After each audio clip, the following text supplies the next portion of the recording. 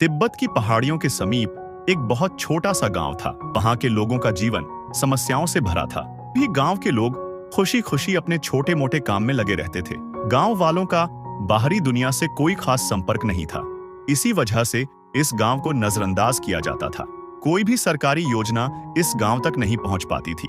दिनों दिन गांव की हालत बदतर होती जा रही थी।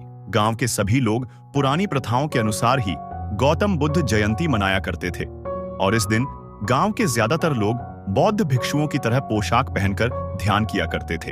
हर साल की तरह इस बार भी गांव में गौतम बुद्ध जयंती मनाई जा रही थी। गांव के सभी लोग उत्साहित होकर त्योहार का लुत्फ उठा रहे थे। तभी अचानक जोरदार बारिश होने लगती है और 2-3 घंटों की बारिश में गांव संकट की स्थिति में घिर जाता है। गांव के चारों तरफ से पानी की बड़ी बड़ी लहर आने लगती है।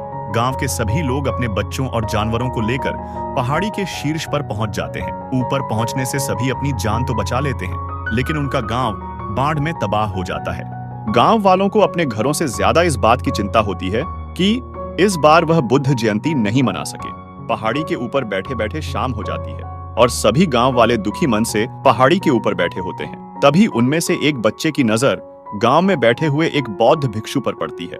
उनके चारों तरफ पानी की तेज धाराएं गुजर रही होती है, लेकिन फिर भी वह अपने ध्यान में मग्न होते हैं। जैसे ही बच्चा यह बात गांव वालों को बताता है, सभी लोग उनकी तरफ देखकर हाथ जोड़ लेते हैं और उन्हें लगता है कि यह जरूर कोई अच्छा इंसान है जिसने उनके गांव की परंपरा को टूटने से बचा लिया। और इस वर्ष भी सुबह से शाम तक ध्यान लगाने की प्रथा बनी हुई है। गांव के चारों तरफ पानी होने की वजह से किसी की हिम्मत उस भिक्षु तक आने की नहीं होती है। सभी पहाड़ी के ऊपर से जिज्ञासु भरी नजरों से उन्हें देखते रहते हैं। जैसे जैसे रात होती जाती है, गांव में पानी का स्तर और भी बढ़ता जाता है, लेकिन जिस स्थान पर बौद्ध भिक्षु बैठा होता है उसके चारों तरफ प्रकाश की अद्भुत रोशनी दिखाई देती है, जिससे सभी गांव वाले चकाचौंध हो जाते हैं। अब उन्हें लगने लगता है कि हो ना हो, यह जरूर कोई पुण्य आत्मा है।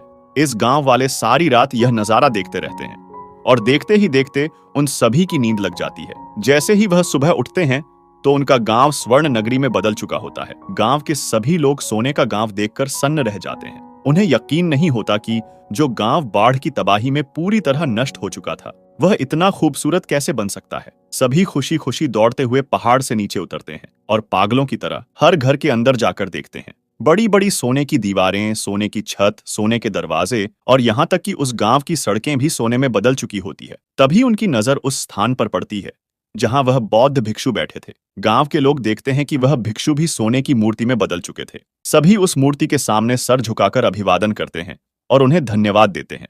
गांव के लोगों को पूरा यकीन हो जाता है कि इनके चमत्कार की वजह से ही यह गांव इतना खूबसूरत बन गया।